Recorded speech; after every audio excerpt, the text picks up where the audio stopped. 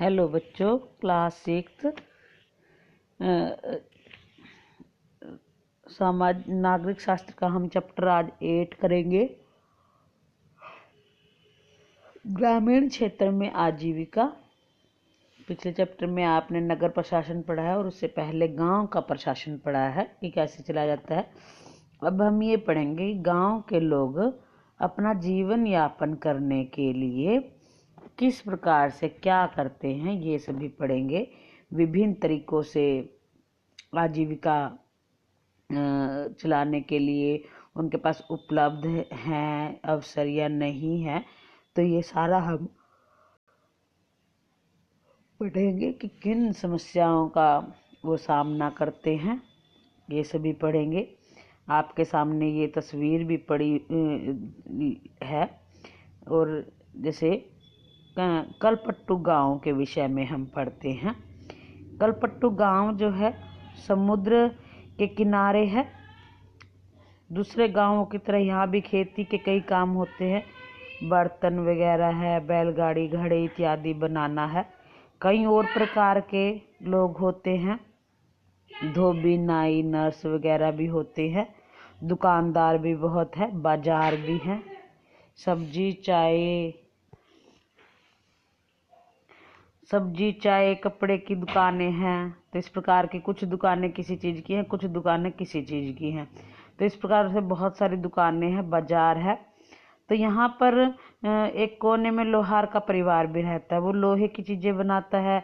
फिर साइकिल की मरम्मत की एक दुकान है जहाँ पर साइकिल भी किराए पर मिलती है।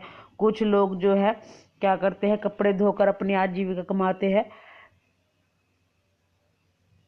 इस प्रकार से ये चित्र आपके सामने बना हुआ है।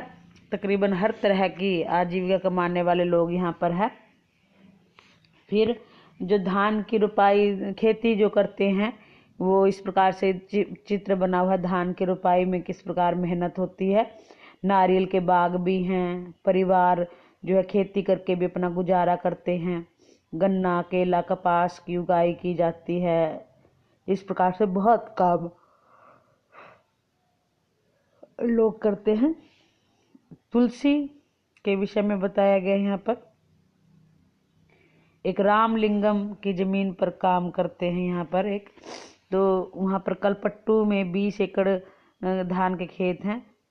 शादी से पहले वो मायके में धान के खेतों में ही मजदूरी करती थी। तुलसी बताया गया टाइम 8:30 से 4:30 करती थी।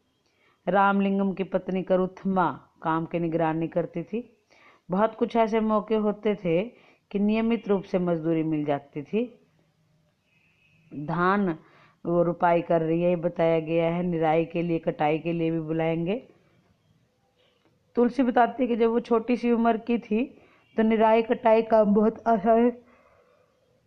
आसानी से कर लेती थी, लेकिन जैसे जैसे उसकी उम्र बढ़ रही है तो झुककर काम करना बहुत मुश्किल हो जाता है।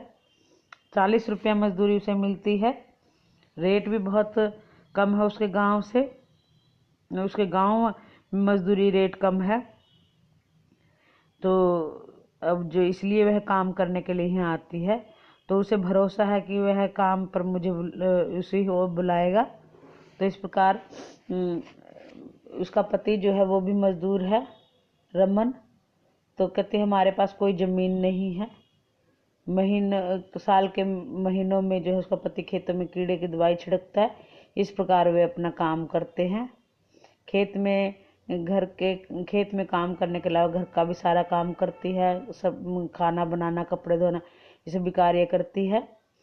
बोरवेल भी बहुत दूर है, वहाँ से पानी लेकर आती है। तो वही कह रही है कि उसकी 2 बेटियां हैं, दोनों ही स्कूल जाती हैं। एक बेटी बीमार पड़ गई तो उसे शहर के अस्पताल ले जाना पड़ा। इलाज के लिए रामलिंगम से उधार लिया, तो इस उधार चुकाने के लिए गाय भी बेचनी पड़ी। ये सब ये चित्र बनाया गया है कि जनवरी, फरवरी, मार्च, अप्रैल, मई में कोई कार्य नहीं होता है और जून जुलाई में बीड़ा बिनना, फिर अगस्त में रुपाई होती है, सितंबर में निराई, अक्टूबर में निराई और नवंबर और दिसंबर में कटाई होती है। तो इस प्रकार से ये कार्य होता है।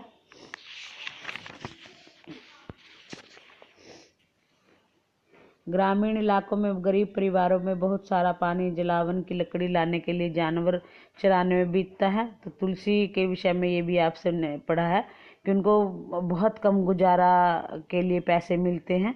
सभी लोग ज़्यादातर मजदूर हैं और मजबूरन ही उन्हें दूसरी जगह पर काम करने के लिए जाना पड़ता है। जहाँ पर जैसा मौसम होता है, खेती वहाँ पर वैसी होती है, तो वे उसी प्रकार से वहाँ पर चले जाते हैं। शेखर के विषय में पढ़ेंगे। कहते हैं कि शेखर कहता है कि भी उसके परिवार ने फसलों की कटाई पूरी की। उनके पास केवल 2 ही एकड़ जमीन है और अपने खेत पर स्वयं ही काम कर लेते हैं। कई बार कटाई के साथ दूसरे किसानों की सहायता भी ले लेते हैं और बाद में उनके खेतों में कटाई करवा देते हैं। व्यापारी से बीज और खाद भी उधार ले लेता है। उसमें चुकाने के लिए थोड़े कम दामों पर उसे धान बेचना पड़ता है। अगर बाजार में धान बेचता है तो उसे ज़्यादा पैसे मिलेंगे, लेकिन उधार तो उसे चुकाना ही है। इस प्रकार से उधार लिया हुआ था उसने, उधार चुका देता है। इस प्रकार से वह उसके बदले कहते रामलिंगम की चावल की मिल में उसे काम करना पड़ा जब उसे पैसे की आवश्यकता पड़ी। पड़ोसी के गांव के किसानों से धान इकट्ठा करके उसकी सहायता कर देते हैं। गाय भी है। कहते कि दूध हम वो वहीं की सहकारी समिति में बेच देते हैं। तो इस प्रकार से शेखर का गुजारा होता है। कर्ज कैसे लेते हैं या कर्ज लेने पर क्या होता है? कहते हैं कि जैसे शेखर जैसे किसान आवश्यक वस्तु खरीदने के लिए पैसा कर्ज लेते हैं, तो अक्सर ये पैसा खाद, बीज और कीटनाशक खरीदने के लिए साहूकार से कर्ज लिया होता है। अच्छे किस्म के बीज न होने पर फसल में कीड़े लग जाने का भय रहता है और पूरी फसल बर्बाद भी होती है।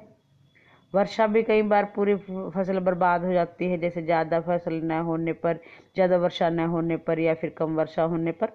तो इस प्रकार भी वो उधार नहीं चुका पाते। धीरे धीरे कर्ज बहुत बढ़ जाता है। तो कहते किसान कितना भी कमा ले लेकिन उसमें वो पैसा नहीं चुका सकते। तो इसलिए कुछ वर्षों में किसानों के लिए मुश्किल हो गई है। बाकी कल जो हम रामलिंगम और करुथम्मा की कहानी पढ़ेंगे। धन्यवाद बच्चों, आपको चैप्टर अच्छे से रीड करना है।